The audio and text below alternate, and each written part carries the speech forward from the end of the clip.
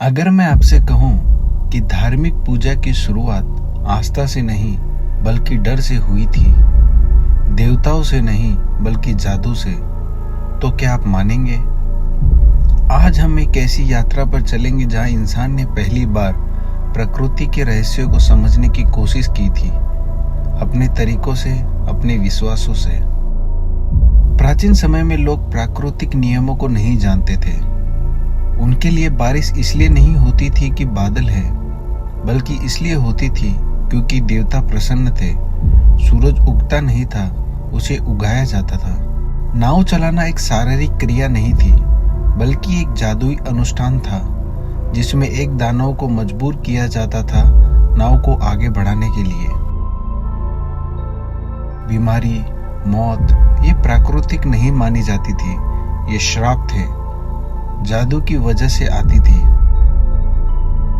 भारत में कहा जाता है कि एक बढ़ई अपने हथौड़े की बलि देता था, एक ब्राह्मण अपनी कलम की पूजा करता था, एक सैनिक अपने हथियार की, क्योंकि उनके लिए हर चीज में आत्मा थी।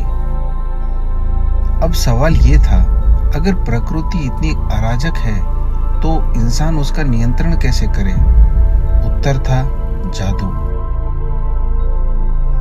लोगों का मानना था कि प्रकृति को मना सकते हैं, बहला सकते हैं, डरा सकते हैं। उन्हें लगता था कि प्रार्थनाओं और बलिदानों से वे इन शक्तियों को अपने पक्ष में कर सकते हैं। चीन में जब बारिश नहीं होती थी तो लोग देवताओं की मूर्तियों को रस्सियों से बांधकर कीचड़ में घसीटते थे और चिल्लाते थे, तू कितना आसान फरामोश है।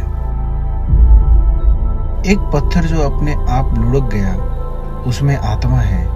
एक बीज से निकला पेड़, उसमें भी तो वही आत्मा है। यानी हर चीज में आत्मा थी और हर आत्मा बांधी जा सकती थी।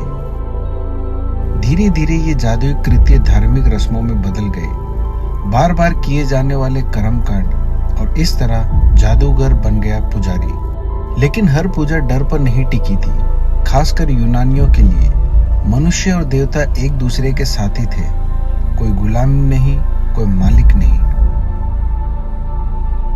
तो अगली बार जब आप एक दिया जलाएं या कोई प्रार्थना करें, याद रखें, आप एक ऐसी परंपरा का हिस्सा है जो शुरू हुई थी इंसानों की उस गहरी जरूरत से कि वो प्रकृति की अराजकता में किसी व्यवस्था की तलाश कर सके। धार्मिक पूजा कभी जादू थी और जादूगर पुजारी से पुराना है। अगर ये सफर आपको रोचक लगा हो तो लाइक करें, सब्सक्राइब करें और कमेंट में बताएं, क्या आज की पूजा भी जादू की ही एक आधुनिक झलक है? मिलते हैं अगले वीडियो।